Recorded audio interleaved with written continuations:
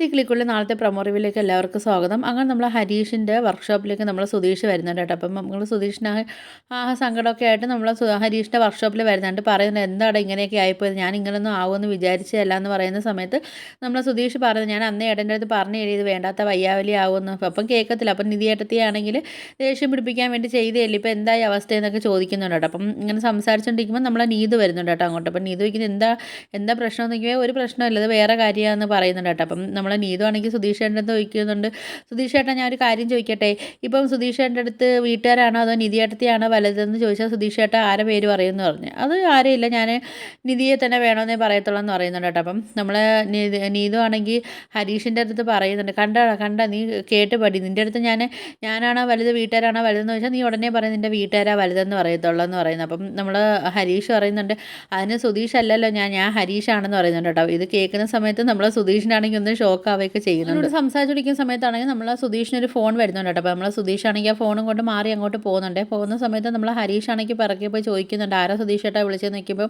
ഗായത്രി ആണോ നോക്കുമ്പോൾ അല്ലടാ അത് കസ്റ്റമർ കെയർ ചെയ്യുന്ന ഞാൻ. അപ്പം നമ്മൾ ഹരീഷ് പറയുന്നുണ്ട്, ഞാൻ വിചാരിച്ചു ഇനി ഗായത്രി ആയിരിക്കും എന്നൊക്കെ പറയുന്നുണ്ട്. അപ്പം നമ്മൾ ഹരീഷ് പറഞ്ഞാൽ ശരി എന്തായാലും സുധീഷ് ചേട്ടൻ വീട്ടിൽ പോയി ഇരിക്കാനൊക്കെ പറയുന്നുണ്ട്. അങ്ങനെ നമ്മൾ സുധീഷ് അങ്ങ് വീട്ടിൽ പോവുകയും ചെയ്യുന്നുണ്ട്. നമ്മൾ ഹരീഷിൻ്റെ കൂടെ നീതു ആണെങ്കിൽ പിണങ്ങി പോവുകയൊക്കെ ചെയ്യുന്നുണ്ട് കേട്ടോ. അങ്ങനെ പിന്നെ നമ്മൾ നേരെ സുധീഷിൻ്റെ വീട്ടിലേക്ക് നമ്മൾ ഗായത്രിയുടെ 2 ഫ്രണ്ട്സ് വരുന്നുണ്ട് കേട്ടോ. വന്നിട്ടാണെങ്കിൽ സുധീഷ് ചേട്ടാ എന്നൊക്കെ വിളിക്കുന്നുണ്ട്. അപ്പം നമ്മൾ സുഭാഷ് കേട്ടിട്ട് പുറത്തോട്ട് വരുന്നുണ്ട്. അപ്പം എന്താ കാര്യം എന്ന് വെച്ചപ്പോൾ ഒന്ന് സുധീഷ് ചേട്ടനെ വിളിക്കുമോ, ഞങ്ങൾക്ക് കുറച്ച് സംസാരിക്കാനുണ്ടെന്ന് പറയുന്നുണ്ട് കേട്ടോ. അങ്ങനെ നമ്മൾ സുഭാഷ് ചേട്ടനാണെങ്കിൽ സുധീഷിനെ വിളിക്കുന്നുണ്ട്. അങ്ങനെ സുധീഷാണെങ്കിൽ പുറത്ത് നിന്നിട്ട് ഇങ്ങനെ സംസാരിക്കുന്ന സമയത്ത് നമ്മൾ നിധി ആണെങ്കിൽ വീട്ടിലുണ്ട് കേട്ടോ. അപ്പം നിധി കേൾക്കാതിരിക്കാൻ വേണ്ടി നമ്മൾ സുധീഷ് പറയുന്നുണ്ട് പയ്യെ സംസാരിക്കാൻ പറയുന്നുണ്ട്. അപ്പോൾ പറയും നിങ്ങൾ ഒന്ന് വരുമോ, നിങ്ങളാണെങ്കിൽ വേറെ കല്യാണം കഴിച്ചെന്നൊക്കെയുള്ള കാര്യം ഗായത്രി എടുത്ത് പറഞ്ഞതിന് ശേഷം അവളാണെങ്കിൽ പോയി കഥ അടച്ച് ഇരിക്കുക, അവൾ തുറക്കുന്നില്ല എന്ന് പറയുന്നുണ്ട്. അപ്പം നമ്മളെ ഭാസ്കരനാണെങ്കിൽ കളിയാക്കി പറയുന്നുണ്ട്, തുറന്നില്ലെങ്കിൽ കാർപ്പൻറ്ററെ വിളിക്കണമല്ലോ, ഇവിടെ വന്നിട്ട് എന്താ ചെയ്യാൻ, ഇവിടെ ഇപ്പോൾ ആരും കാർപ്പൻറ്റർ ഇല്ലല്ലോ എന്നൊക്കെ പറയുന്നുണ്ട് കേട്ടോ. അപ്പോഴത്തേക്കും നമ്മളെ ഹരീഷ് വന്നിട്ട് പറയുന്നുണ്ട്, അത് ചിലപ്പം ഒന്നും ചെയ്ത് കാണത്തില്ല, അവൾ ചിലപ്പം ഉറങ്ങുമായിരിക്കും,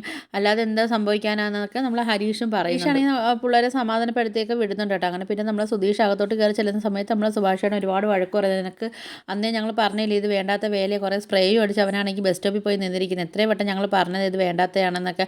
അപ്പം നമ്മൾ സുധീഷ് പറയുന്നുണ്ട്, അത് സുഭാഷ് ചേട്ടൻ കാരണമല്ലേ, സുഭാഷ് ചേട്ടൻ എന്തിനാ ഇപ്പോൾ അപ്പം എൻ്റെ അടുത്ത് പറഞ്ഞത് എൻ്റെ കല്യാണം കഴിഞ്ഞാണെന്ന്. അപ്പം നമ്മൾ സുഭാഷ് ചേട്ടൻ ചോദിക്കുന്നുണ്ട്, എന്ത് നിൻ്റെ കല്യാണം കഴിഞ്ഞല്ലേ എന്നൊക്കെ ചോദിക്കുന്നുണ്ട്. അപ്പം നമ്മളെ നിധി അവിടെ ഇരിപ്പുണ്ട്. അപ്പം നമ്മൾ സുധീഷ് പറയുന്നുണ്ട്, അല്ലേ ഞങ്ങളെ കല്യാണം ഫേക്ക് അല്ലേ സുഭാഷ് ചേട്ടൻ, അല്ലെന്ന് നിധി പറയട്ടെ എന്നൊക്കെ പറയുന്നുണ്ട്. അപ്പം നിധി പറയുന്നത്, സുഭാഷ് ചേട്ടൻ എന്തിനാ അങ്ങനെ പറയാൻ പോയാൽ, ഞങ്ങളെ കല്യാണം ഫേക്ക് അല്ലേ സുഭാഷ് ചേട്ടൻ, ഞങ്ങളിപ്പോൾ ഡിവോഴ്സിനൊക്കെ വേണ്ടി നിൽക്കുന്നതല്ലേ. അപ്പം സുധീഷ് ഞങ്ങളെ ഡിവോഴ്സൊക്കെ കഴിഞ്ഞിട്ട് എന്തായാലും ഗായത്രിയെ വേണമെങ്കിൽ സ്നേഹിച്ച് കല്യാണം കഴിച്ചോട്ടെ എന്നൊക്കെ പറയുന്നുണ്ട്. നിങ്ങളൊരു മറുപടി കേൾക്കുന്ന സമയത്ത് നമ്മൾ സുധീഷാണെങ്കിൽ ആകെ ഷോക്ക് ആവുന്നുണ്ട് കേട്ടോ. അപ്പോൾ നമ്മൾ സുധീഷാണെങ്കിൽ ഇങ്ങനെയല്ല വിചാരിച്ചത്, നമ്മൾ സുധീഷ് ഇങ്ങനെയൊക്കെ ചെയ്യുമ്പം നിധിക്കാണെങ്കിൽ ആകെ സങ്കടമാവുമെന്നൊക്കെ വിചാരിച്ചുകൊണ്ടാണ് നമ്മൾ സുധീഷ് ഈ ഒരു പരിപാടിക്ക് പോയത്. പക്ഷേ ഇപ്പം നമ്മൾ സുധീഷ് സങ്കടമാവുന്നുണ്ട് കേട്ടോ. നമ്മൾ നിധിക്കാണെങ്കിൽ ഒരു വിഷമം പോലും ഇല്ലാതെ നിധി ഇങ്ങനെ മറുപടി നമ്മളെ സുഭാഷേൻ്റെ അടുത്ത് പറയുകയൊക്കെ ചെയ്ത് കേട്ടോ. അപ്പം ഇതൊക്കെയാണ് പ്രൊമോ റിവ്യൂ ആയിട്ടൊക്കെ കാണിച്ചിരിക്കുന്നത്. അപ്പോൾ വീഡിയോസൊക്കെ ഇഷ്ടപ്പെട്ടാൽ ഒന്ന് ലൈക്ക് ചെയ്ത് ഷെയർ ചെയ്ത് സബ്സ്ക്രൈബ് ചെയ്ത് കൂടുതൽ ബെല്ലൈക്കണം എനേബിൾ ചെയ്ത് ഒന്ന് സപ്പോർട്ട് ചെയ്യണേ.